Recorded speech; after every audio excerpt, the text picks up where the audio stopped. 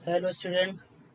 Last lecture में हमने discuss किया था part of the complex number. ठीक है, कॉम्प्लेक्स नंबर के पार्ट्स के बारे में डिस्कस किया हुआ था कि कॉम्प्लेक्स नंबर का रियल पार्ट भी होता है, इमेजिनरी पार्ट भी होता है। ठीक है, अब फर्दर उसको आगे और मूव फॉरवर्ड करते हैं कि अगर रियल पार्ट जीरो है या इमेजिनरी पार्ट जीरो है तो क्या होता है, और उस पर कुछ क्वेश्चंस कर लेते हैं।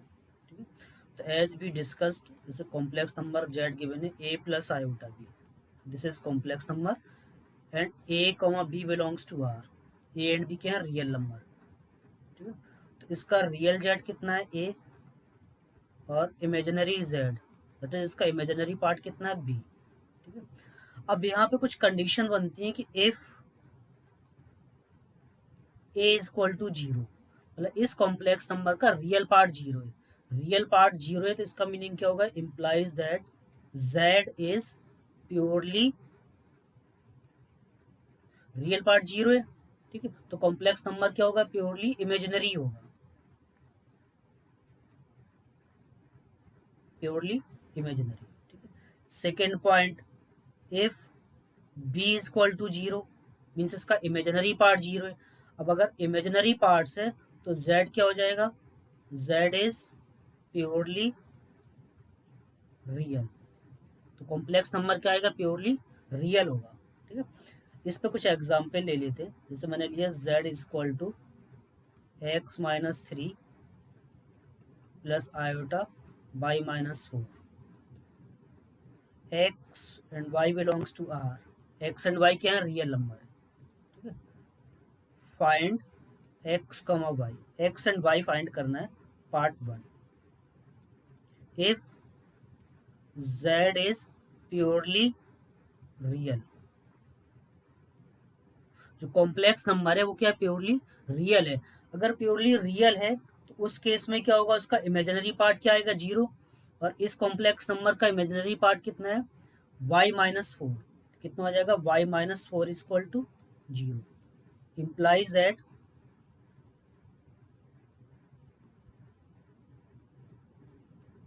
y is equal to four, तो y का वैल्यू कितना आया, फोर आ गया। ठीक है, similarly if z is purely imaginary, if z is purely imaginary, ठीक है, अगर प्योरली इमेजिनरी है तो उस केस में क्या होगा, उसका रियल पार्ट क्या आएगा, जीरो, और रियल पार्ट कितना है, एक्स माइनस थ्री, तो x minus three is equal to zero, implies that x is equal to कितना आ गया, थ्री आ। ठीक है, ये हो। अब थोड़ा सा एक अलग क्वेश्चन ले लेते हैं। जैसे मैंने लिया if z is equal to, ले लिया मैंने cos theta plus two sine theta minus root three, और यहाँ पे लगा दिया आयोटा, ये कॉम्प्लेक्स नंबर है। ठीक है, find the journal value of theta, find journal value of theta, condition क्या हो जाएगा, if z is purely real. ठीक है, जो कॉम्प्लेक्स नंबर है वो प्योरली रियल है, उस केस में आपको journal values of theta find करना है। अब जेड अगर प्योरली रियल है, ठीक है, जेड कितना है, z is equal to cos theta plus iota two sine theta minus root three, ये कॉम्प्लेक्स नंबर है और प्योरली रियल है। प्योरली रियल है तो इमेजिनरी पार्ट क्या होगा, जीरो, और इसका इमेजिनरी पार्ट कितना है, two sine theta minus root three, तो ये क्या हो जाएगा, जीरो। तो आप क्या पुट करोगे, two sine theta minus root three is equal to zero, इसको सॉल्व किया तो यहाँ से साइन थीटा कितना आ जाएगा, रूट थ्री बाई टू। अब साइन थीटा अगर रूट थ्री बाई टू है तो थीटा कितना हो जाएगा, साइन सिक्सटी की वैल्यू होती है root three by two, pi by three. और यहाँ से टिग्नोमेट्री में आपने एक ऑलरेडी फॉर्मूला किया हुआ है जनरल सॉल्यूशन का, है जनरल वैल्यू ऑफ थीटा का, तो जैसे वहाँ पे एक फॉर्मूला था sine theta is equal to sine alpha. ठीक है, अगर आपने ट्रिग्नोमेट्री की होगी, तो यहाँ से थीटा इज इक्वल टू कितना आता था, एन पाई प्लस -1 की पावर एन इंटू अल्फा। ये तो sine theta is equal to कितना हो जाएगा, यहाँ से साइन थीटा कितना है, √3/2। ठीक है, तो this can be written as sine theta is equal to sine π/3 mean sine 60। तो जनरल सॉल्यूशन ऑफ थीटा कितना आ गया, n pi plus -1 to power n into π/3। ठीक है, और यहाँ पे जो एन है वो एन क्या है, इंटीजर है, दैट इज पॉजिटिव, नेगेटिव और जीरो, कुछ भी हो सकता है। ओके, तो थीटा की वैल्यू ये आ गई। अब इसी के बेस पे थोड़ा सा एक हायर स्टैंडर्ड का क्वेश्चन ले लेते हैं कि इस टाइप के क्वेश्चंस आपके IIT JEE में मोस्टली आते हैं। ठीक है, तो नेक्स्ट क्वेश्चन नंबर 3 इसको करना, और इस क्वेश्चंस को मैं डिफरेंट 2 मेथड से सॉल्व करूंगा। First of method 1 then method 2। ठीक है, और आपको जो इजी लगे उसके अकॉर्डिंग आप उसको फॉलो कर सकते हैं। तो क्वेश्चंस क्या है कि number of values of z, number of values of z, ठीक है, फॉर इक्वेशन ये गिवन है 1 plus z plus z square plus up to z to power 17 is equal to 0 and 1 plus z square up to plus z to power 13 equal to 0। ठीक है, तो ये equation है 1 and 2। अब इसके लिए आपको number of values of Z, मतलब कॉम्प्लेक्स नंबर इस जेड की कितनी वैल्यूज होंगी जो इन दोनों इक्वेशन को सेटिस्फाई करेंगी।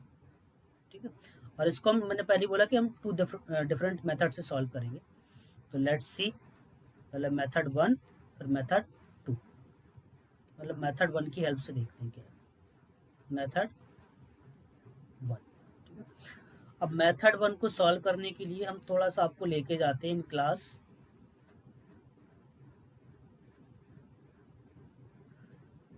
11th। ठीक है, आपने एक ये फॉर्मूला किया होगा 1 माइनस एक्स स्क्वायर, 11th में क्या है तो 9th 10th में पढ़ाया जाता फॉर्मूला, ए स्क्वायर प्लस बी स्क्वायर, ए प्लस बी ए माइनस बी, एक ये फॉर्मूला। अब इसी से मैंने ऐसे राइट किया 1 माइनस एक्स क्यूब, तो ये क्या होगा A cube minus B cube. तो इसका फॉर्मूला क्या होता है 1 minus X A minus B, फिर A square plus B square और प्लस ए बी, तो ये आ गया A square plus A B plus B square. Same pattern से अगर मैंने राइट किया 1 माइनस एक्स टू पावर 4, ऐसे राइट किया, ठीक है, तो यहाँ पे इसका भी फॉर्मूला क्या आ जाएगा 1 माइनस एक्स और 1 plus x square plus x cube, ये आ जाएगा। ठीक है, अब इसी पैटर्न को फॉलो करते हैं।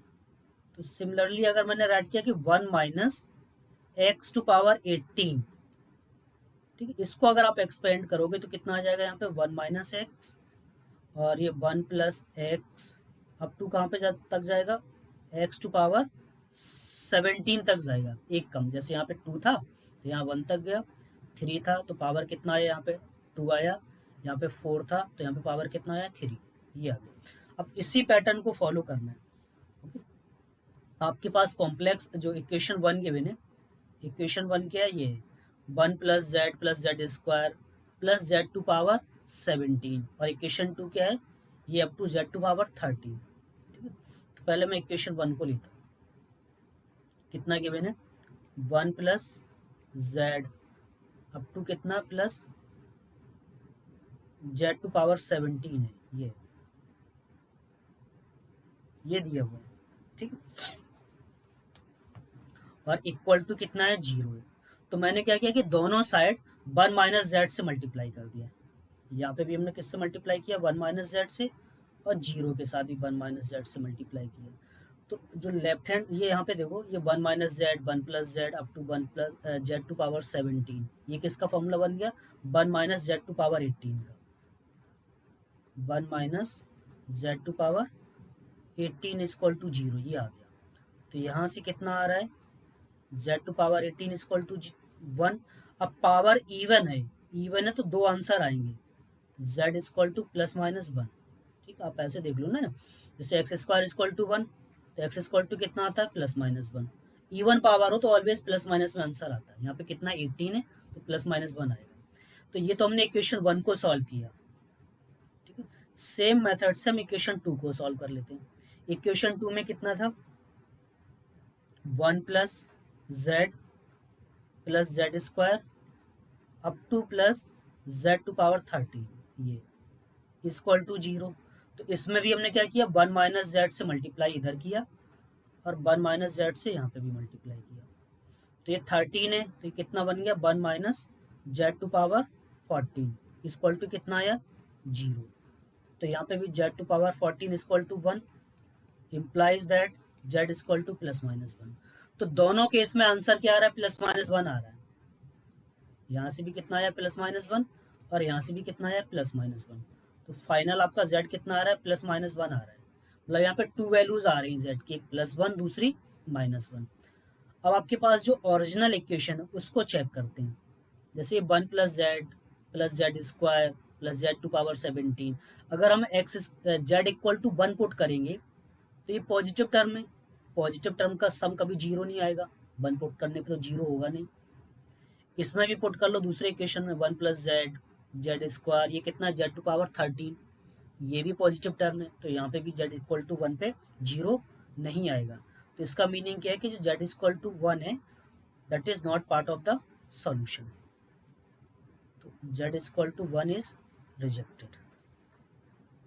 ठीक है, ये रिजेक्ट हो गया। तो फाइनली आपका आंसर कितना आया, जेड इक्वल टू 1। तो कितने नंबर ऑफ जेड हुए, दैट इज 1, एक आंसर आया हुआ इसका।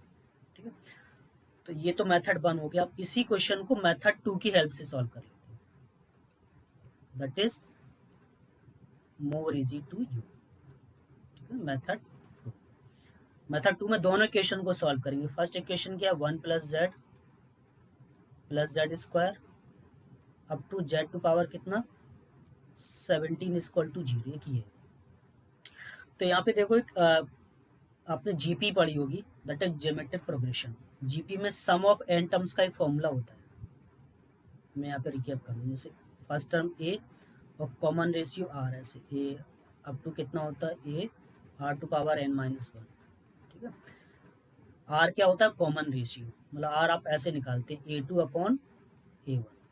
ये तो इसको अगर सम करोगे अप टू एन टर्म तो इसका फॉर्मूला क्या होता है, a r to power n minus 1 upon r minus 1, एक जीपी का फॉर्मूला होता है।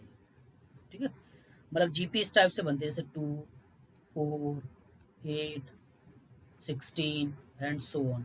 तो 4/2 करोगे तो कितना आएगा 2, 8/4 करोगे कितना आएगा 2, 16/8 करोगे तो 2। तो यहाँ पे देखो जीपी बन रही है z upon 1 Z square upon 1 Z and so on. तो यहाँ इसके अकॉर्डिंग ए आपका कितना है 1 है, कॉमन रेशियो कितना है जेड, और total number of terms that is an. 1 को आप कितना राइट कर सकते हैं, यहाँ पे 1 गिवन है, this can be written as z to power 0। ठीक है, तो एन कितना हो गया 18 हो गया, टोटल नंबर ऑफ टर्म्स कितने 18 टर्म्स हैं इसमें। तो यही वाला फॉर्मूला यूज कर लेते हैं। ए कितना है आपका 1, फिर वहां पे दिया है r to power n, r कितना है z to power 18 minus 1 upon r minus 1 that is z minus 1 equal to 0। ठीक है, तो यहीं से आपको क्लियर दिख रहा है, अगर जेड माइनस 1 इक्वल ये अपॉन में जेड माइनस 1 है तो आपको यहीं से पता चल गया कि क्या नहीं होना चाहिए, z minus 1 not equal to 0।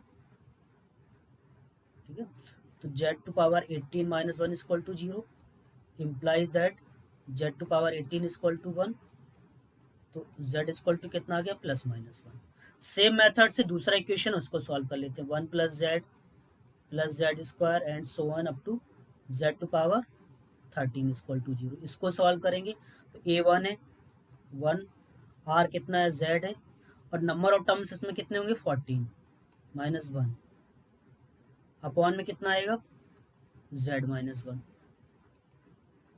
Equal to 0। तो यहाँ से कितना आया, z to power 14 equal to 1 implies that z equal to plus minus one. ठीक है, और अभी प्रीवियस में क्वेश्चन मेथड 1 में आपने पता कर ही लिया कि z इक्वल टू 1 उसको सेटिस्फाई नहीं कर रहा है, तो z इक्वल टू आंसर कितना हो जाएगा, minus one. This is the answer. First में शायद हमने 1 राइट कर दिया, तो यहाँ पे कितना आएगा, माइनस वन आएगा। z equal to minus one, one तो सेटिस्फाई करेगा नहीं। दिस इज द आंसर, ये आंसर हो गया। ठीक है, okay. And one more thing, अगर आपने चैनल सब्सक्राइब नहीं किया हुआ है तो काइंडली इसको सब्सक्राइब करें, सो दैट जो भी आपको वीडियोज़ आएंगी, अपकमिंग वीडियोज़, वो आपको टाइमली मिलती रहेंगी। और अपने फ्रेंड्स को भी शेयर करें। ठीक है, मैं कोशिश मतलब इन जनरल ये करूँगा कि यहाँ पे मैं बेसिक से लेके चलूँगा, सो दैट आपका सीबीएसई वाला पार्ट भी कवर हो जाए। बहुत सारे इजी बच्चे इस तरह के होते हैं जो कोचिंग क्लासेस नहीं ले सकते या रूरल एरियाज़ में है, ठीक है, या कोचिंग में बहुत ज़्यादा फीस है, या आप घर पे कंफर्टेबली भी पढ़ सकते हैं। तो कमेंट बॉक्स में अपने कमेंट भी डालें कुछ इम्प्रूवमेंट्स के लिए कि आपको और क्या इम्प्रूवमेंट बेटर चाहिए। ठीक है, और मैं स्टार्टिंग बिल्कुल बेसिक से लेके इसको एडवांस तक लेके जाऊँगा, और I will try my best कि जो कॉम्पिटिटिव लेवल में जिस टाइप के क्वेश्चंस होते हैं, हर टॉपिक के मैं सारे टाइप्स के क्वेश्चंस को कवर कर सकूँ। ठीक है, थैंक यू।